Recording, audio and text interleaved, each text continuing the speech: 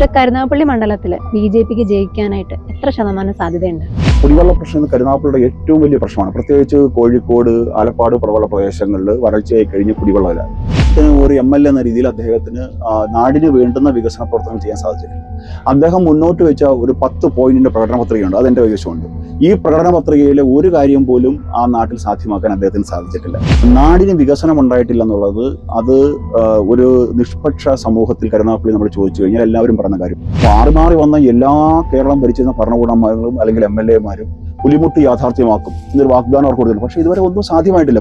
Marine ambulance ഇന്ന് ഈ കടലിലൊക്കെ പോകുന്ന പാവപ്പെട്ട മത്സ്യത്തൊഴിലാളികൾ അവിടെ വെച്ച് എന്തെങ്കിലും സംഭവിച്ചു കഴിഞ്ഞാൽ ഇവരുടെ ജീവൻ നഷ്ടപ്പെടുന്ന സാഹചര്യമാണ്. കാരണം ഇവരെ പെട്ടെന്ന് കരയിലേക്ക് എത്തിച്ച് വേണ്ടുന്ന ചികിത്സ കൊടുക്കണമെന്നുണ്ടെങ്കിൽ മറൈൻ ആംബുലൻസ് വേണം. എത്രയോ കാലത്തെ തൊഴിലാളികളുടെ ആവശ്യമാണ്.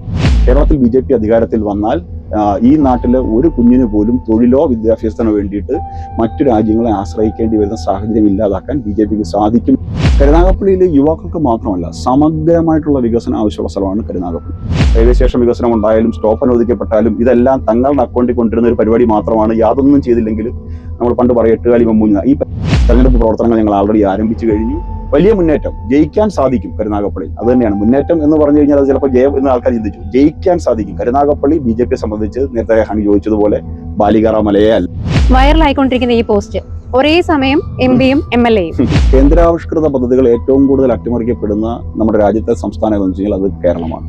കരുനാഗപ്പള്ളിയെ സംബന്ധിച്ച് BJP ഈ തെരഞ്ഞെടുപ്പിൽ ജനങ്ങൾക്ക് മുമ്പിൽ വികസിത കരുനാഗപ്പള്ളി എന്നുള്ള വിഷൻ ഡോക്യുമെന്റ് വെച്ചാണ് തെരഞ്ഞെടുപ്പിനെ നേരിടുന്നത്. ആകെ ഞങ്ങൾക്ക് തിരിച്ചടി ഉണ്ടായ കഴിഞ്ഞ നിയമസഭാ തെരഞ്ഞെടുപ്പിൽ മാത്രമാണ്.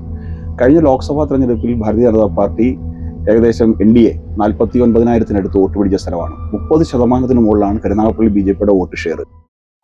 BJPയുടെ കൊല്ലം ജില്ലാ ജനറൽ സെക്രട്ടറി, BJP വക്താവ്, ചാനൽ ചർച്ചകളിലെ നിറസാന്നിധ്യം, കരുനാഗപ്പള്ളി മണ്ഡലത്തിലെ ഇലക്ഷൻ ഇൻചാർജ് VS ജിതിൻ ദേവിനൊപ്പമാണ് നാം എന്നുള്ളത്.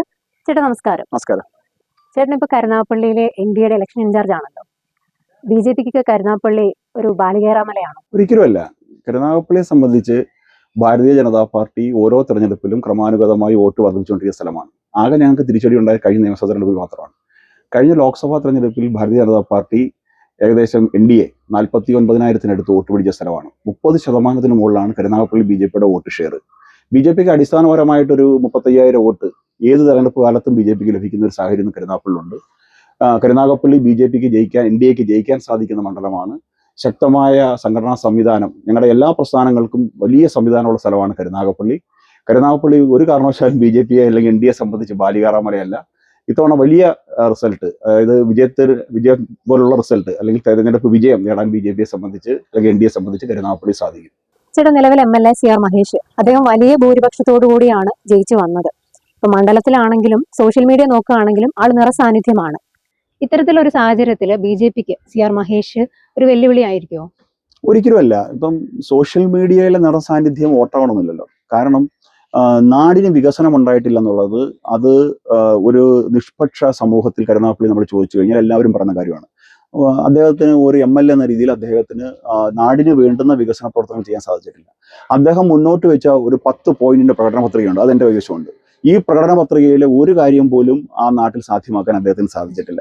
അദ്ദേഹം കൊടുത്ത പല വാഗ്ദാനങ്ങളുമുണ്ട്. ഇപ്പം ഞാൻ നേരത്തെ സൂചിപ്പിച്ച ആലപ്പാട്ട് പ്രശ്നങ്ങളായാലും കുടിവെള്ള പ്രശ്നമായാലും വിവിധ പാലങ്ങളുടെ ആയാലും റെയിൽവേ റെയിൽവേ ഓവർബ്രിഡ്ജിന്റെ കാര്യമായാലും ഇതൊന്നും യാഥാർത്ഥ്യമാക്കാൻ അദ്ദേഹത്തിനെ കൊണ്ട് സാധിച്ചിട്ടില്ല.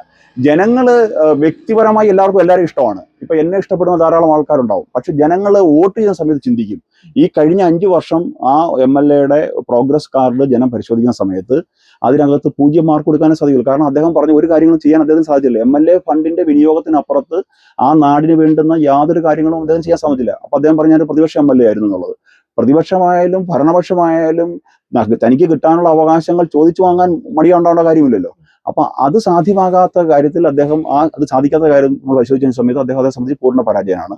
അപ്പൊ ജനങ്ങൾ ഇതൊക്കെ വിലയിരുത്തും. പണ്ടൊക്കെ എന്ന് പറഞ്ഞാൽ ഞാൻ നേരത്തെ സൂചിപ്പിച്ചാൽ രാഷ്ട്രീയത്തിന് ജനങ്ങൾ വോട്ട് ചെയ്യും, മതത്തിന് ജനങ്ങൾ വോട്ട് ചെയ്യും, ജാതിക്ക് ജനങ്ങൾ വോട്ട് ചെയ്യും, വ്യക്തിബന്ധങ്ങൾക്ക് ജനങ്ങൾ വോട്ട് ചെയ്യും. പക്ഷേ ഇങ്ങനെ വോട്ട് ചെയ്ത് മുന്നോട്ട് പോയാൽ വരുന്ന ഒരു 5 വർഷം കൂടി വികസനത്തിന് വേണ്ടിയിട്ട് വോട്ട് ചെയ്യാനുള്ള അവസരം അല്ലെങ്കിൽ വികസനം സാധ്യമാക്കാനുള്ള അവസരമാണ് നഷ്ടപ്പെടുന്നതെന്ന് എല്ലാ ജനങ്ങൾക്കും ബോധ്യമുണ്ട്. യുവാക്കളൊക്കെ ഞാൻ നേരത്തെ സൂചിപ്പിച്ച വലിയ ചിന്താശേഷിയുള്ളവരാണ്. അതുകൊണ്ട് വികസനത്തിന് വോട്ട് ചെയ്യണം ജനങ്ങൾ തയ്യാറാകും. ഇപ്പം കരുനാഗപ്പള്ളി ജനങ്ങളെ സംബന്ധിച്ച് കരുനാഗപ്പള്ളിക്ക് ധാരാളം വികസന പ്രശ്നങ്ങൾ ആവശ്യമുള്ള സ്ഥലമാണ്. വലിയ മുന്നേറ്റം, വലിയ വികസനം സാധ്യമാക്കാൻ സാധിക്കുന്ന സ്ഥലമാണ്. BJP അവതരിപ്പിക്കാൻ പോകുന്ന വികസിത കരുനാഗപ്പള്ളി വിഷൻ ഡോക്യുമെന്റ് ഞങ്ങൾ ഇതെല്ലാം പ്രതിപാദിക്കും. അപ്പം വികസനത്തിന് വോട്ട് ചെയ്യാൻ ആഗ്രഹിക്കുന്ന ആൾക്കാർ BJPക്ക് വോട്ട് ചെയ്തോളൂ. അപ്പൊ അതുകൊണ്ട് വ്യക്തിപരമായ സൗഹൃദത്തിനപ്പുറത്ത് നാടിന് വേണ്ടിയിട്ടും ഞാൻ നേരത്തെ സൂചിപ്പിച്ച നമ്മുടെ കുഞ്ഞുങ്ങൾക്ക് വേണ്ടിയിട്ടും നമ്മുടെ നാടിന്റെ മുന്നോട്ടുള്ള സുഗമമായ പോക്കിന് വേണ്ടിയിട്ടും വോട്ട് ചെയ്യാൻ തയ്യാറാകുന്നവർ BJPക്ക് വോട്ട് ചെയ്യത്തുള്ളൂ. രണ്ടാമത്തെ വിഷയം, ജമാഅത്ത് ഇസ്ലാമി പോലുള്ള മതവർഗീയ സംഘടനകൾ, അവർക്കൊക്കെ വലിയ വേറിട്ടുള്ള സ്ഥലമാണ് കരുനാഗപ്പള്ളി. SDP പോലുള്ള സംഘടനകൾ, PFA പോലുള്ള സംഘടനകൾ, PDP ഉള്ള സ്ഥലമാണ്. അബ്ദുൽ നാസർ മദനിയുടെ നാടുകൂടിയാണ്. അപ്പൊ ഈ തരത്തിലുള്ള മതപ്രീണന രാഷ്ട്രീയം, കോൺഗ്രസ് മുന്നോട്ട് വെക്കുന്ന വർഗീയ രാഷ്ട്രീയം, അല്ലെങ്കിൽ ഈ ജമാഅത്ത് ഇസ്ലാമി പോലുള്ള സംഘടനകളുടെ ടൂളുകളായിട്ട് മാറുന്നതൊന്നും ജനങ്ങൾ അംഗീകരിക്കില്ല. അതുകൊണ്ട് അതൊക്കെ ജനങ്ങൾ ചിന്തിക്കും. ചിന്താശേഷിയുള്ള മനുഷ്യരാണ് എല്ലാവരും. അതുകൊണ്ട് ഇത്തവണ അത്തരത്തിലുള്ള വ്യക്തിപ്രഭാവമോ അല്ലെങ്കിൽ നേരത്തെ സൂചിപ്പിച്ചുള്ള സോഷ്യൽ മീഡിയ എൻഗേജ്മെന്റ്സോ ഒന്നും വോട്ടായി മാറില്ല. ഒരാളെ അവതരിപ്പിക്കാൻ നമുക്ക് ഉപയോഗപ്പെടുത്താം, പക്ഷെ വോട്ടാവണമെങ്കിൽ ജനങ്ങൾ ചിന്തിക്കും. ആ ചിന്തയിൽ BJPക്ക് അനുകൂലമായിട്ട് ആ ചിന്ത വരും. കാരണം BJPക്ക് അടിസ്ഥാനപരമായിട്ട് വോട്ടുള്ള മണ്ഡലമാണ്. 10-15,000 വോട്ട് BJPക്ക് ഉള്ള മണ്ഡലമാണ്. അതിൽ നിന്നൊരു 50,000-ലേക്കോ 52,000-ലേക്കോ എത്താൻ BJPയെ സംബന്ധിച്ച് നിഷ്പ്രയാസം സാധിക്കും. കഴിഞ്ഞ ലോക്സഭാ തെരഞ്ഞെടുപ്പിൽ ശോഭാ സുരേന്ദ്രന് എന്ന് പറയുന്ന BJPയുടെ സ്ഥാനാർത്ഥിക്ക് അല്ലെങ്കിൽ BJPയുടെ വനിതാ മുഖത്തിന് വോട്ട് ചെയ്തവർ ഇത്തവണത്തെ നിയമസഭാ തെരഞ്ഞെടുപ്പിൽ വോട്ട് ചെയ്യാൻ BJPക്ക് വോട്ട് ചെയ്യാൻ തയ്യാറായാൽ BJP ജയിക്കും. എന്തുകൊണ്ടാണ് കരുനാഗപ്പള്ളി കഴിഞ്ഞ നിയമസഭാ തെരഞ്ഞെടുപ്പിൽ BJP പിന്നാക്കം പോയത്? അല്ല, അതിനകത്ത് ചില സാങ്കേതിക പ്രശ്നങ്ങളാണ്. ഒന്ന്, സ്ഥാനാർത്ഥി നിർണ്ണയം വളരെയധികം വൈകി. സ്ഥാനാർത്ഥിക്ക് പ്രചരണം നടത്താൻ വളരെ കുറച്ച് സമയം ലഭിച്ചുള്ളൂ. അങ്ങനെ ചില സാഹചര്യങ്ങളുണ്ടായി. പിന്നെ കഴിഞ്ഞ കാലത്ത് അവിടെ ഉണ്ടായിരുന്ന മത്സരിച്ച് കഴിഞ്ഞ 1000 വോട്ടിന് തോറ്റ UDF സ്ഥാനാർത്ഥി, അദ്ദേഹത്തിനുണ്ടായിരുന്ന ഒരു സഹതാപ തരംഗം, ഇങ്ങനെ പല സാഹചര്യങ്ങളാണ്. അതൊക്കെ ചില സാങ്കേതികപരമായിട്ടുള്ള സാഹചര്യങ്ങളാണ് കഴിഞ്ഞ തവണ പോയത്. പക്ഷേ BJPയുടെ തൊട്ടുള്ള അതിനുശേഷമുള്ള തെരഞ്ഞെടുപ്പ് നമ്മൾ പരിശോധിച്ച് കഴിഞ്ഞാൽ, അതിനുശേഷം നടന്ന തെരഞ്ഞെടുപ്പാണ് നിയമസഭാ തെരഞ്ഞെടുപ്പിൽ നമ്മൾ 49,000-അടുത്ത് വോട്ടിലേക്ക് വന്നു. ഞങ്ങളും LDFും തമ്മിൽ ഏതാണ്ട് ഒരു 700 വോട്ടിന്റെ വ്യത്യാസമേ ഉള്ളൂ. കോൺഗ്രസും ഞങ്ങളും തമ്മിൽ ഏതാണ്ട് ഒരു 6,000 വോട്ടിന്റെ വ്യത്യാസം ഞങ്ങൾ തമ്മിൽ ഉണ്ടായിട്ടുള്ളൂ. അതിനുശേഷം ഇപ്പൊ നടന്ന ലോക്കൽ ബോഡി ഇലക്ഷനിലും BJP ഏതാണ്ട് 37,000-അടുത്ത് വോട്ട് പിടിക്കുന്ന സാഹചര്യം ഉണ്ടായി. അത് ആ ഒരു തെരഞ്ഞെടുപ്പിലുണ്ടായ തിരിച്ചടിക്ക് ചില സാങ്കേതികപരമായിട്ടുള്ള കാരണങ്ങളുണ്ട്. സ്ഥാനാർത്ഥി നിർണ്ണയം വൈകിയതിലുള്ള സാഹചര്യം ഉണ്ടായി. സ്ഥാനാർത്ഥിക്ക് വേണ്ടത്ര ദിവസങ്ങൾ ലഭിച്ചില്ല. അങ്ങനെ പല സാഹചര്യങ്ങളും അതിനകത്തുണ്ട്. പക്ഷെ അതിനെയൊക്കെ ഞങ്ങൾ മറികടന്നുകൊണ്ട് അതിനുശേഷം വന്ന തെരഞ്ഞെടുപ്പിലെല്ലാം വലിയ മുന്നേറ്റം കരുനാഗപ്പള്ളി ഉണ്ടാക്കിയിട്ടുണ്ട്. ഇത്തവണ കരുനാഗപ്പള്ളി മണ്ഡലത്തില് ചേട്ടനാണ് സ്ഥാനാർത്ഥി എന്നൊരു അഭ്യൂഹം കേൾക്കുന്നുണ്ട്. ഇതിനെപ്പറ്റി എന്താണ് പറയാനുള്ളത്? ഇല്ല, അത്തരത്തിലൊരു തീരുമാനമൊന്നുമില്ല. ഞാൻ നിലവിൽ ഇപ്പൊ കരുനാഗപ്പള്ളിയുടെ അസംബ്ലി ഇൻചാർജാണ്. NDAയുടെ ഇലക്ഷൻ പ്രവർത്തനങ്ങൾ കൂട്ടിയോജിപ്പിക്കുക എന്നുള്ള കാര്യങ്ങളാണ് ഞാൻ ചെയ്യുന്നത്. അത്തരത്തിലുള്ള ഈ സ്ഥാനാർത്ഥി നിർണ്ണയം സംബന്ധിച്ച് യാതൊരു ചർച്ചകളും ഞങ്ങളുടെ പാർട്ടിയിൽ ഉണ്ടായിട്ടില്ല. ഇപ്പോൾ എന്നെ സംഘടന ഏൽപ്പിച്ച ചുമതല ഈ ഇലക്ഷൻ പ്രവർത്തനത്തിന് വേണ്ടിയിട്ട് അല്ലെങ്കിൽ തെരഞ്ഞെടുപ്പിന് പാർട്ടിയെ സജ്ജമാക്കുക എന്നുള്ളതാണ്. അത് വളരെ ഭംഗിയായി ചെയ്യാനുള്ള പരിശ്രമങ്ങളാണ് ഞാൻ നടത്തിക്കൊണ്ടിരിക്കുന്നത്. കരുനാഗപ്പള്ളി മണ്ഡലത്തില് BJP ഇത്തവണ വലിയ പ്രതീക്ഷ പുലർത്തുന്നുണ്ടല്ലോ. എന്താണ് മണ്ഡലത്തിലെ നിലവിലെ രാഷ്ട്രീയ സാഹചര്യം? BJPയെ സംബന്ധിച്ച് അടിസ്ഥാനപരമായി BJPക്ക് ശക്തമായ സംഘടനാ സംവിധാനമുള്ള മണ്ണാണ് കരുനാഗപ്പള്ളി. BJPക്ക് മാത്രമല്ല, ഞങ്ങളുടെ മുഴുവൻ പ്രസ്ഥാനങ്ങൾക്കും, ഞങ്ങളുടെ മാതൃപ്രസ്ഥാനത്തിനായാലും സംഘത്തിനായാലും മറ്റു പരിവാർ പ്രസ്ഥാനങ്ങൾക്കെല്ലാം ശക്തമായ അടിത്തറയുള്ള സ്ഥലമാണ് കരുനാഗപ്പള്ളി. കരുനാഗപ്പള്ളി BJP അല്ലെങ്കിൽ NDA ആത്മാർത്ഥമായി പരിശ്രമിച്ചാൽ വിജയിക്കാൻ സാധിക്കുന്ന മണ്ഡലമാണെന്നുള്ള ഉറച്ച ബോധ്യം ഞങ്ങളുടെ എല്ലാ പ്രവർത്തകർക്കും ഉണ്ട്, ഞങ്ങൾക്ക് എല്ലാവർക്കുമുണ്ട്. അത് സാധ്യമാകുന്നതാണ് ഞങ്ങളുടെ പ്രതീക്ഷ. കോൺഗ്രസിൽ ധാരാളം പടലപ്പിണക്കങ്ങളുണ്ട്. പഴയ കാലത്തൊരവസ്ഥയല്ല കോൺഗ്രസിൽ ഞാൻ മനസ്സിലാക്കുന്നത് ധാരാളം പിണക്കങ്ങളും ധാരാളം തർക്കങ്ങളും നിലവിലെയുള്ള ജനപ്രതിനിധിയോടുള്ള വിരോധവും ഒക്കെ ഉണ്ട്. അതൊക്കെ അദ്ദേഹത്തിനെതിരായിട്ടുള്ള വോട്ടായിട്ട് മാറും. അതേപോലെ തന്നെ CPMനെ സംബന്ധിച്ചും ധാരാളം സംഘടനാ വിഷയങ്ങൾ അവിടെ ഉണ്ട്. നിലവിലുള്ള നേതൃത്വത്തെ അംഗീകരിക്കുന്ന ചില സാഹചര്യങ്ങളുണ്ട്. അവർ തമ്മിൽ തന്നെ പരസ്പരം പ്രശ്നങ്ങളുണ്ടാകുന്ന സാഹചര്യങ്ങളുണ്ട്. ഇതൊക്കെ CPMലും കോൺഗ്രസിലും നമുക്ക് കാണാൻ സാധിക്കുന്നുണ്ട്. പക്ഷേ BJPയെ സംബന്ധിച്ച് ഒരൊറ്റ സംഘടനാ ലക്ഷ്യത്തോടെ ഒരൊറ്റ മിഷനറി ആയിട്ടാണ് പ്രവർത്തിക്കുന്നത്. അടിസ്ഥാനപരമായിട്ടുള്ള എല്ലാ ബൂത്ത് ഘടകങ്ങളും BJPയുടെ സജ്ജമായി കഴിഞ്ഞു. തെരഞ്ഞെടുപ്പ് പ്രവർത്തനങ്ങൾ ഞങ്ങൾ ആൾറെഡി ആരംഭിച്ചു കഴിഞ്ഞു. വലിയ മുന്നേറ്റം, ജയിക്കാൻ സാധിക്കും കരുനാഗപ്പള്ളിയിൽ. അത് തന്നെയാണ് മുന്നേറ്റം എന്ന് പറഞ്ഞു കഴിഞ്ഞാൽ. അത് ചിലപ്പോൾ ജയം എന്ന് ആൾക്കാർ ചിന്തിച്ചു. ജയിക്കാൻ സാധിക്കും. കരുനാഗപ്പള്ളി BJPയെ സംബന്ധിച്ച് നേരത്തെ ഹണി ചോദിച്ചതുപോലെ ബാലികാറാമലയേ അല്ല. ചേട്ടാ, ഇന്നിന്റെ പ്രശ്നം പൊതുവായി ചർച്ച ചെയ്യപ്പെടുന്ന കരുനാഗപ്പള്ളിയുടെ അടിസ്ഥാന സൗകര്യങ്ങൾ, പ്രത്യേകിച്ചും റോഡ്, കുടിവെള്ളം, ഇവയെ പറ്റിയൊക്കെ താങ്കൾക്ക് എന്താണ് പറയാനുള്ളത്? കുടിവെള്ള പ്രശ്നം കരുനാഗപ്പള്ളിയുടെ ഏറ്റവും വലിയ പ്രശ്നമാണ്. പ്രത്യേകിച്ച് കോഴിക്കോട്, ആലപ്പാട്, പ്രബല പ്രദേശങ്ങളിൽ വരൾച്ചയായി കഴിഞ്ഞ കുടിവെള്ളമില്ല. ഇപ്പോഴേ കോഴിക്കോടൊക്കെ വലിയ കുടിവെള്ള പ്രശ്നമാണ്. നമ്മുടെ കേന്ദ്രം ഭരിക്കുന്ന ഗവൺമെന്റ് ജൽജീവൻ മിഷൻ വഴി അല്ലെങ്കിൽ അമൃത് നഗരം പദ്ധതി വഴി ഇതിനു വേണ്ടിയിട്ടുള്ള ധാരാളം പൈസ കരുനാഗപ്പള്ളി മുനിസിപ്പാലിറ്റിക്ക് കൊടുത്തിട്ടുണ്ട്, കരുനാഗപ്പള്ളി മുനിസിപ്പാലിറ്റിയെ സംബന്ധിച്ച്. പക്ഷെ അതൊന്നും സാധ്യമാക്കാൻ കഴിഞ്ഞ വർഷക്കാലങ്ങൾ അല്ലെങ്കിൽ കഴിഞ്ഞ 5 വർഷം നമ്മൾ എടുത്ത് പരിശോധിച്ചാൽ ഈ ഭരിക്കുന്ന പ്രാദേശിക ഭരണകൂടത്തിനോ അല്ലെങ്കിൽ അവിടെ നിന്നുള്ള നിയമസഭാ സാമാജികനോ സാധിച്ചിട്ടില്ല. അതേപോലെ തന്നെ ആലപ്പാട് കുടിവെള്ള പ്രശ്നമുണ്ട്, പുലശ്ശേരിയോടത്ത് കുടിവെള്ള പ്രശ്നമുണ്ട്, ഓച്ചിറയുടെ പല ഭാഗങ്ങളിലും കുടിവെള്ള പ്രശ്നമുണ്ട്.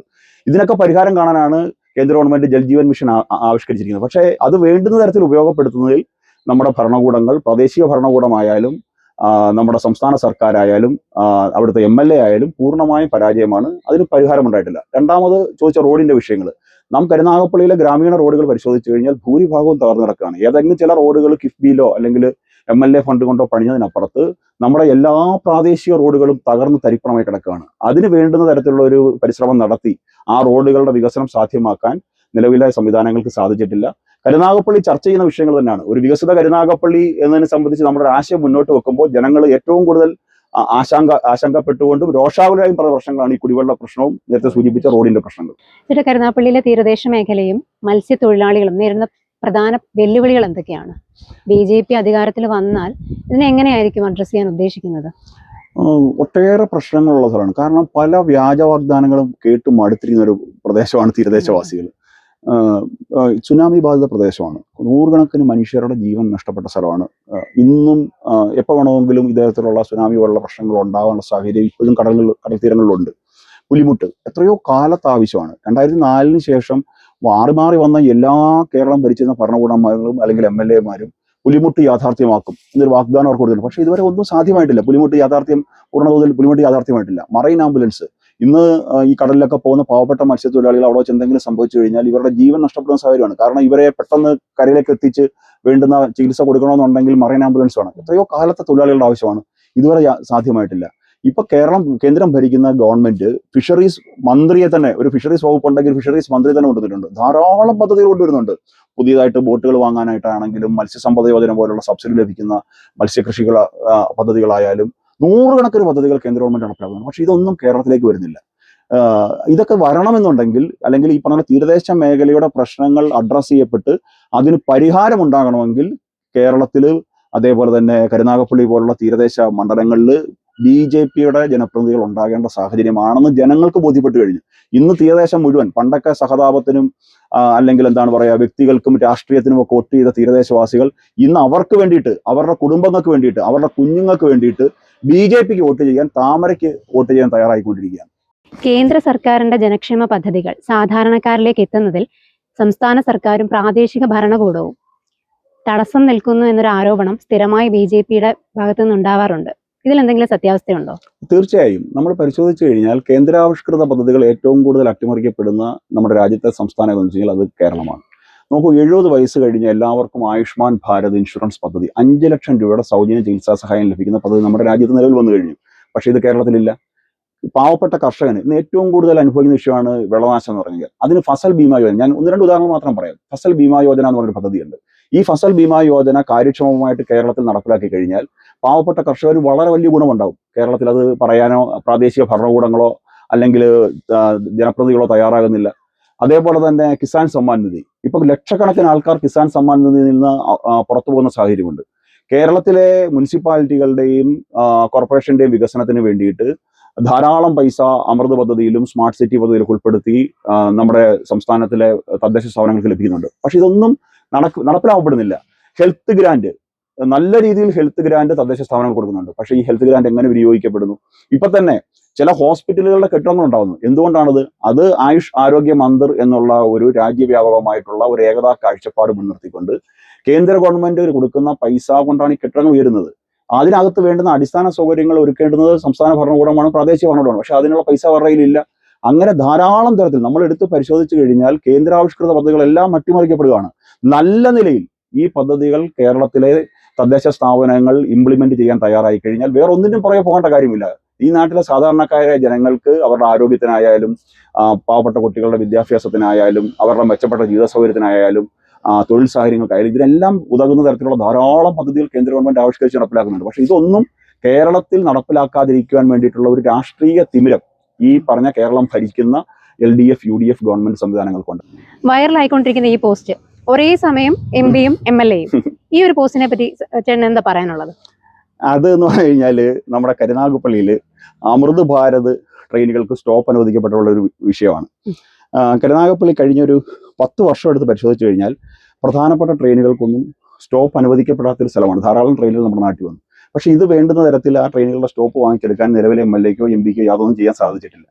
അപ്പോൾ അതിനകത്ത് ഇത്തവണ ഇങ്ങനെ ഒരു വിഷയം മുൻനിർത്തിക്കൊണ്ട് അവിടുത്തെ ഒരു പ്രാദേശികമായിട്ടുള്ള കർമ്മ കരുനാഗപ്പള്ളിയുടെ ഡെവലപ്മെന്റിന് വേണ്ടിയിട്ട് പ്രവർത്തിക്കുന്ന ഒരു യുവാക്കളുടെ, അതിനകത്ത് ജാതിയോ മതമോ രാഷ്ട്രീയമോ ഒന്നുമില്ല, ഒരു കൂട്ടായ്മയുണ്ട്. അവര് നമ്മളുടെ BJP മണ്ഡലം പ്രസിഡന്റ് എന്നെയൊക്കെ വന്ന് കണ്ടതിന് ശേഷം പറഞ്ഞു, കരുനാഗപ്പള്ളിയിൽ റെയിൽവേ സ്റ്റേഷന് വികസനം വേണം, എന്ത് ചെയ്യാൻ സാധിക്കും? അപ്പൊ അവർ തന്ന ചില നിവേദനങ്ങൾ നമ്മുടെ പാർട്ടിയുടെ സംസ്ഥാന അധ്യക്ഷൻ ശ്രീ രാജീവ് ചന്ദ്രശേഖരന്റെ അടുക്കൽ നമ്മൾ എത്തിച്ചു. അദ്ദേഹമായിട്ട് നേരിട്ട് കണ്ട് സംസാരിക്കാൻ സാധിച്ചു. അപ്പം അദ്ദേഹം ഈ റെയിൽവേ സ്റ്റേഷന്റെ സാധ്യതകളൊക്കെ മനസ്സിലാക്കിയതിന് ശേഷം അദ്ദേഹം ഈ ട്രെയിനുകൾക്ക് സ്റ്റോപ്പ് ഉണ്ടാവേണ്ട സാഹചര്യം അദ്ദേഹത്തിന് മനസ്സിലായി. അദ്ദേഹം നേരിട്ട് കേന്ദ്ര സർക്കാരുമായി ചില ഇടപെടൽ നടത്തുകയും കരുനാഗപ്പള്ളിയിൽ അത് സ്റ്റോപ്പ് സാധ്യമാക്കി തരികയും ചെയ്തു. അപ്പൊ ഈ ഉത്തരവിന്റെ കോപ്പി നമ്മുടെ ലഭിച്ച സമയത്ത് നമ്മൾ ഫേസ്ബുക്കിൽ പോസ്റ്റ് ഇട്ടു.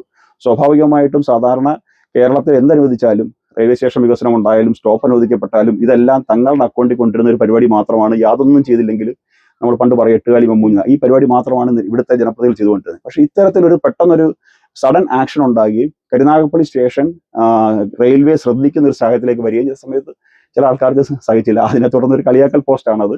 അതൊക്കെ നമ്മൾ ഈ രാഷ്ട്രീയത്തിൽ എന്താ പറയുക, ഇത്തരത്തിലുള്ള പരിഹാസങ്ങളും കളിയാക്കലും ഒക്കെ ഉണ്ടാവുമ്പോഴാണല്ലോ ഒരു രസം ഉണ്ടാകുന്നത്. അതിനൊക്കെ ആ സ്പിരിറ്റിലങ്ങ് എടുത്താൽ മതി. ചേട്ടന് പൊതുപ്രവർത്തന മേഖലയിൽ ഏറ്റവും വെല്ലുവിളിയായ എന്താണെന്ന് വിവരിക്കാമോ? പൊതുപ്രവർത്തന രംഗത്ത് ഏറ്റവും വെല്ലുവിളി എന്ന് പറയുമ്പോൾ ഇപ്പോൾ ഉദാഹരണം പറഞ്ഞു കഴിഞ്ഞാൽ നമ്മുടെ റഷ്യ യുക്രൈൻ വാർ തുടങ്ങിയ ഒരു സാഹചര്യമുണ്ട്. ആ സമയത്ത് നമ്മുടെ നാട്ടിൽ നിന്ന് ധാരാളം കുട്ടികൾ ഉക്രൈൻ പഠിക്കുന്നുണ്ടായിരുന്നു. അപ്പോൾ ഈ കുട്ടികളൊക്കെ ഈ വാർ സ്റ്റാർട്ട് ചെയ്തതിനു ശേഷം നാട്ടിലേക്ക് വരാൻ സാധിക്കാത്ത സാഹചര്യത്തിൽ വളരെ പാനിക്കായിട്ടുണ്ടായിരുന്ന സാഹചര്യം ഉണ്ടായിരുന്നു. ആ സമയത്ത് കേന്ദ്ര ഗവൺമെന്റ് ഇവരെ അവിടെ ഇവാക്യുവേറ്റ് ചെയ്യാൻ വേണ്ടിയിട്ട് ചില പദ്ധതികൾ നടപ്പാക്കി വരികയായിരുന്നു. ആ സമയത്ത് ഇതിനെ സഹായിക്കാൻ വേണ്ടിയിട്ട്, അതായത് ഈ വരേണ്ട കുട്ടികളെയും അവരുടെ രക്ഷിതാക്കളെയൊക്കെ സമാധാനിപ്പിക്കുക, അവരെ ഒന്ന് ആത്മവിശ്വാസം കൊടുത്ത് നിർത്താൻ വേണ്ടിയിട്ട് BJP രാജ്യവ്യാപകമായിട്ട് ഹെൽപ്പ് ഡെസ്കുകൾ ആരംഭിച്ചു. നമ്മളുടെ ശ്രീ V മുരളീധരൻ കേന്ദ്ര സഹമന്ത്രിയായിട്ട് ഇരിക്കുന്ന സമയത്താണ്. ആ സമയത്ത് കൊല്ലം ജില്ലയുടെ ഹെൽപ്പ് ഡെസ്കിന്റെ ചുമതല എനിക്കായിരുന്നു. എനിക്ക് തോന്നുന്നു കൊല്ലം ജില്ലയിൽ നിന്ന് ഒരു 340ഓളം കുട്ടികളാണ്, ആൺകുട്ടികളും പെൺകുട്ടികളുമായിട്ട് ഒരു 340ഓളം കുട്ടികളാണ് വരേണ്ടത്. വലിയ യുദ്ധസമാനമായ സാഹചര്യമാണ്. ആ സമയത്ത് ഈ കുട്ടികളുടെ കോൺടാക്ട് നമ്പർ നമുക്ക് ലഭിക്കുന്നു. ഇവരൊക്കെ എംബസി രജിസ്റ്റർ ചെയ്തിട്ടുണ്ട്. അപ്പോൾ ഈ നമ്പറുകൾ ലഭിക്കുന്നു. നമ്മൾ അവരുടെ രക്ഷാകർത്താക്കൾക്ക് നമ്മൾ പത്രങ്ങൾ വഴി, ന്യൂസ് മീഡിയ വഴിയിട്ടൊക്കെ നമ്മൾ ഇന്നലെ ഹെൽപ്പ് ഡെസ്ക് BJP ആരംഭിച്ചു എന്ന് കൊടുത്തു.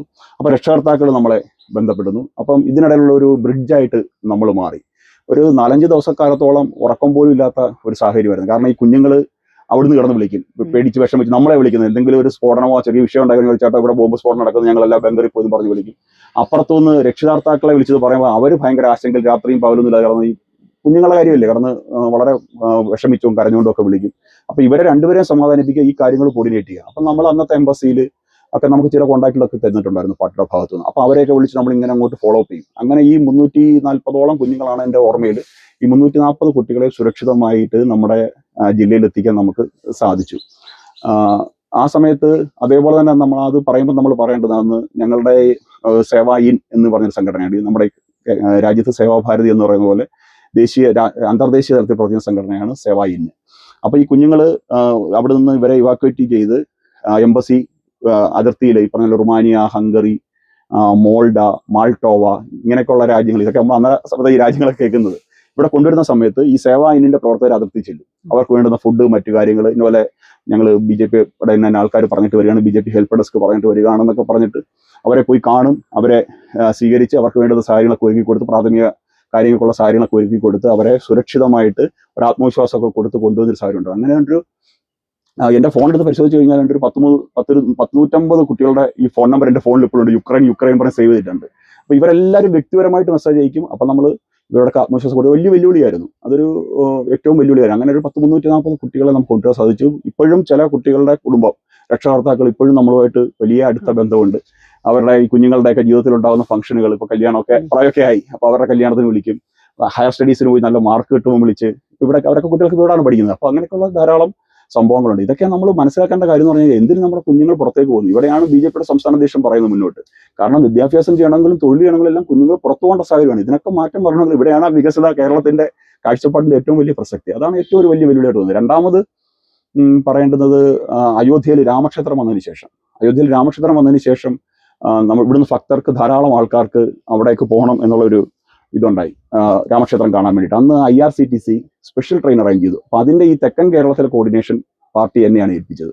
അപ്പോൾ ഈ ഇത്രത്തോളം ആൾക്കാർ, എനിക്ക് തോന്നുന്നുണ്ട് ഒരു 5000-6000ഓളം ആൾക്കാർ ഈ ഭാഗത്ത് തന്നെ, ഈ കൊല്ലം, തിരുവനന്തപുരം, പത്തനംതിട്ടയിൽ തന്നെ രാമക്ഷേത്രത്തിലേക്ക് വിവിധ ട്രെയിനുകളിൽ പോയിട്ടുണ്ട്. അപ്പോൾ ഇവരുടെ ഒരു കോർഡിനേഷൻ, IRCTC-യുമായിട്ടുള്ള ഒരു ഇത്, ഇവരുടെ ലിസ്റ്റ് തയ്യാറാക്കി കൊടുക്കൽ, മറ്റു കാര്യങ്ങളും, അങ്ങനെ ഒരു വലിയ സമഗ്രമായ ദൗത്യമാണ്. ഇത് രണ്ടുമാണ് എനിക്ക് പെട്ടെന്ന് ചോദിച്ചപ്പോൾ എടുത്തു പറയാനായിട്ട് എനിക്ക് തോന്നിയത്. ചേട്ടാ, ബി.ജെ.പിയുടെ സംസ്ഥാന അധ്യക്ഷൻ രാജീവ് ചന്ദ്രശേഖർ സാർ എപ്പോഴും പറയാറുണ്ട് കേരളത്തിലെ കുട്ടികൾ പുറത്തു പോകുന്നു. സത്യമായിട്ടുള്ളൊരു കാര്യമാണ്. ഇപ്പൊ ജോലിക്കാണെങ്കിലും വിദ്യാഭ്യാസത്തിനാണെങ്കിലും കുട്ടികൾ പുറത്ത് രാജ്യങ്ങളെ ആശ്രയിക്കുന്ന ഒരു അവസ്ഥയാണ്. ബി.ജെ.പി അധികാരത്തിൽ വന്നാൽ എന്ത് മാറ്റമായിരിക്കും ഇതിന് കൊണ്ടുവരാൻ പോകുന്നത്?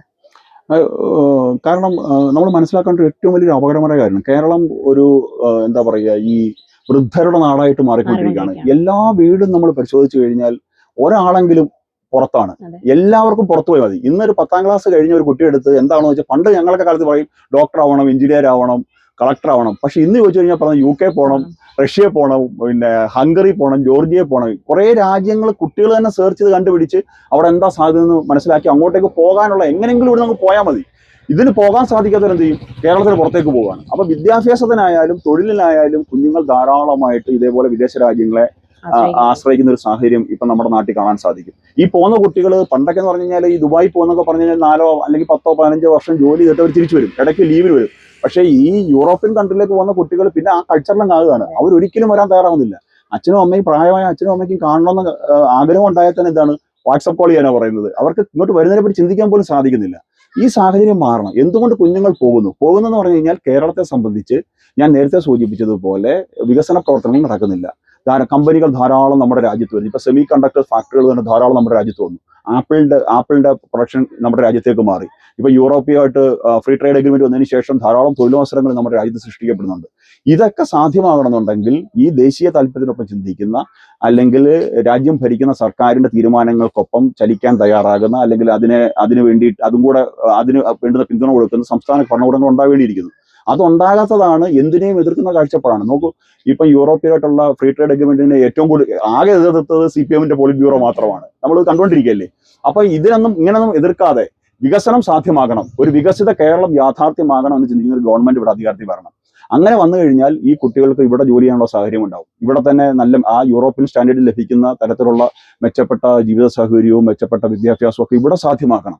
ഇത് സാധ്യമാക്കാൻ സാധിക്കുന്നത് വികസനം ചർച്ച ചെയ്യുന്ന BJP കൊണ്ട് മാത്രമേ സാധിക്കത്തുള്ളൂ. അതുകൊണ്ട് ഞങ്ങളുടെ സംസ്ഥാന അധ്യക്ഷൻ രാജീവ് ചന്ദ്രശേഖർ, അദ്ദേഹം വലിയ കാഴ്ചപ്പാടോടാണ് ഈ ഒരു പ്ലാൻ, അല്ലെങ്കിൽ ഈ ഒരു മുദ്രാവാക്യം മുന്നോട്ട് വെച്ചിരിക്കുന്നത്. ഇത് ജനങ്ങൾ ചർച്ച ചെയ്തിട്ടുണ്ട്. നിങ്ങളെപ്പോലുള്ള മാധ്യമ പ്രവർത്തകർ ഇത് ജനങ്ങളിലേക്ക് കൂടുതൽ എത്തിക്കുന്നത് ഈ നാടിന്റെ വലിയ മാറ്റത്തിന് കാരണമായി മാറും. അതുകൊണ്ട് കേരളത്തിൽ BJP അധികാരത്തിൽ വന്നാൽ ഈ നാട്ടിലെ ഒരു കുഞ്ഞിന് പോലും തൊഴിലോ വിദ്യാഭ്യാസത്തിനോ വേണ്ടിയിട്ട് മറ്റു രാജ്യങ്ങളെ ആശ്രയിക്കേണ്ടി വരുന്ന സാഹചര്യം ഇല്ലാതാക്കാൻ BJPക്ക് സാധിക്കും എന്നുള്ള കടുത്ത അങ്ങേയറ്റത്തെ ആത്മവിശ്വാസം BJPക്കുണ്ട്. ചേട്ടാ, പ്രവർത്തകർക്കിടയിലാണെങ്കിലും ഓൺലൈൻ മീഡിയ നോക്കുകയാണെങ്കിലും ജിതിൻ ദേവ് എന്നൊരു പേരാണ് കരുനാഗപ്പള്ളി മണ്ഡലത്തിനെ സംബന്ധിച്ചിടത്തോളം മുന്നോട്ട് വരുന്നത്. ഇതിലെത്രത്തോളം സ്ഥാനാർത്ഥിയോ? അതെ. അതെന്താണെന്നറിയാമോ, ഞാൻ കഴിഞ്ഞ ഒരു 4-5 വർഷക്കാലമായിട്ട് കരുനാഗപ്പള്ളി കേന്ദ്രീകരിച്ച് പ്രവർത്തിക്കുന്ന ഒരാളാണ്, BJP പ്രവർത്തിക്കുന്ന ഒരാളാണ്. ഞാനിപ്പോൾ 6-7 വർഷമായി കരുനാഗപ്പള്ളി താമസമായിട്ട്. ഞാൻ നേരത്തെ ശാസ്താംകോട്ടയായിരുന്നു. ശാസ്താംകോട്ടയിൽ നിന്ന് കരുനാഗപ്പള്ളിയിലേക്ക് 7 വർഷമായിട്ട് ഞാൻ ഇപ്പോൾ കരുനാഗപ്പള്ളി പൂച്ചറിലാണ് താമസിക്കുന്നത്. സ്വാഭാവികമായിട്ടും എൻ്റെ പ്രവർത്തന മണ്ഡലം കരുനാഗപ്പള്ളിയാണ്. അപ്പം BJPയുടെ തെരഞ്ഞെടുപ്പ് പ്രവർത്തനത്തിനപ്പുറത്ത് സംഘടനാ പ്രവർത്തനത്തിൽ, അതേപോലെ തന്നെ കഴിഞ്ഞ തദ്ദേശ തെരഞ്ഞെടുപ്പിലൊക്കെ ഈ ഇലക്ഷൻ പ്രവർത്തനമൊക്കെ കോർഡിനേറ്റ് ചെയ്ത് ഞാനാണ്. സ്വാഭാവികമായിട്ടും എനിക്ക് താഴെ തലത്തിലുള്ള എല്ലാ ബൂത്ത് തലം വരെയുള്ള ഞങ്ങളുടെ പ്രവർത്തകരുമായിട്ട് അടുത്ത ബന്ധമുണ്ട്. BJPയെ സംബന്ധിച്ച് മറ്റ് രാഷ്ട്രീയ പാർട്ടികളിൽ നിന്ന് BJP വ്യത്യസ്തമാക്കുന്നത് പ്രവർത്തക സമ്പത്താണ്. യാതൊന്നും ആഗ്രഹിക്കാതെ, ഒരു പഞ്ചായത്ത് മെമ്പർ പോലും ആകാൻ സാധിക്കത്തില്ല എന്നറിയാണെങ്കിലും കയ്യിലിരിക്കുന്ന കാശ് കൊടുത്ത് കഷ്ടപ്പെട്ട് ജീവിക്കുന്നവൻ അവൻ സമ്പാദിക്കുന്ന പൈസയിൽ നിന്ന് ഒരു പൈസ പാർട്ടിക്ക് വേണ്ടിയിട്ട് മാറ്റി വെച്ച് പ്രവർത്തിക്കുന്നവരാണ്. സ്വാഭാവികമായിട്ടും നമ്മൾ അവർക്കൊപ്പം ചേർന്ന് പ്രവർത്തിക്കുന്ന സമയത്ത് നമ്മൾ വരണമെന്ന് അവർ ആഗ്രഹിക്കും. പക്ഷെ ഇതൊന്നും തീരുമാനിക്കുന്നത് നമ്മളാരും അല്ല. തീരുമാനങ്ങൾ എടുക്കുന്നത് പാർട്ടിയുടെ ദേശീയ നേതൃത്വവും സംസ്ഥാന നേതൃത്വവും ഒക്കെയാണ്. അപ്പോൾ ആ തീരുമാനങ്ങളൊന്നും ഇതുവരെ വന്നിട്ടില്ലെന്നാണ് എൻ്റെ അറിവ്. അതിനെ സംബന്ധിച്ച് യാതൊരു കൂടിയാലോചനകളും പാർട്ടിയിൽ നടന്നിട്ടില്ല. പാർട്ടി ഇപ്പോൾ എന്നെ ഏൽപ്പിച്ചിരുന്ന ചുമതല തെരഞ്ഞെടുപ്പിന് വേണ്ടിയിട്ട് പാർട്ടിയെ കരുനാഗപ്പള്ളിയിൽ സജ്ജമാക്കുക എന്നുള്ളതാണ്. നിയമസഭാ തെരഞ്ഞെടുപ്പ് ഇൻചാർജ് എന്നുള്ള പോസ്റ്റാണ് ഞാനിപ്പോൾ പ്രവർത്തിക്കുന്നത്. അതിനുള്ള പ്രവർത്തനങ്ങളാണ് ഞാൻ ചെയ്യുന്നത്. ആ പ്രവർത്തനങ്ങളുടെ ഭാഗമായി കരുനാഗപ്പള്ളി മണ്ഡലത്തിന്റെ വിവിധ കോണുകളിൽ സജീവമായിട്ട് സഞ്ചരിക്കുന്ന സമയത്ത് സ്വാഭാവികമായിട്ടും നിങ്ങളെപ്പോലുള്ള മീഡിയയൊക്കെ സ്ഥാനാർത്ഥിയാകുമെന്ന് ചോദിക്കും. സ്ഥാനാർത്ഥി നിർണയത്തിലൊക്കെ ഒന്നും പാർട്ടി കടന്നിട്ടില്ല. ആര് മത്സരിച്ചാലും BJPക്ക് ജയിക്കണം. അതാണ് BJPയെ സംബന്ധിച്ചുള്ള കാഴ്ചപ്പാട്. അതിനു വേണ്ടിയിട്ട് എൻ്റെ പ്രസ്ഥാനത്തെ സജ്ജമാക്കിയെടുക്കുക, അതിനു വേണ്ടിയിട്ടാണ് ഞാൻ പ്രവർത്തിക്കുന്നത്. അത് മാത്രമേ ഇപ്പോൾ എൻ്റെ മുമ്പിലുള്ളൂ. പാർട്ടിയെ നാളെ ഇലക്ഷൻ പ്രഖ്യാപിച്ചാൽ തെരഞ്ഞെടുപ്പിനെ നേരിടാൻ BJP തയ്യാറാവണം. അത് മാത്രമാണ് എൻ്റെ ചിന്ത. കരുനാഗപ്പള്ളി മണ്ഡലത്തിൽ BJPക്ക് ജയിക്കാനായിട്ട് എത്ര ശതമാനം സാധ്യതയുണ്ട്? അതൊരു ശതമാനത്തിനപ്പുറത്ത് പറയേണ്ട പോയിന്റാണ്. കാരണം എന്ന് പറഞ്ഞാൽ BJP സംബന്ധിച്ച് ഒരു 35,000-ഓളം അടിസ്ഥാന വോട്ടുള്ള സ്ഥലമാണ് കരുനാഗപ്പള്ളി. കാരണം 2019 മുതലുള്ള തെരഞ്ഞെടുപ്പ് ചരിത്രം നമ്മൾ പരിശോധിച്ച് കഴിഞ്ഞാൽ BJPക്ക് ഒരു 30,000 മുതൽ 35,000 വോട്ടുണ്ട്. ആകെ ഞങ്ങൾക്ക് തിരിച്ചടി ഉണ്ടായി കഴിഞ്ഞ നിയമസഭാ തെരഞ്ഞെടുപ്പ്. അതിന്റെ സാഹചര്യം ഞാൻ നേരത്തെ വിശദീകരിച്ചു.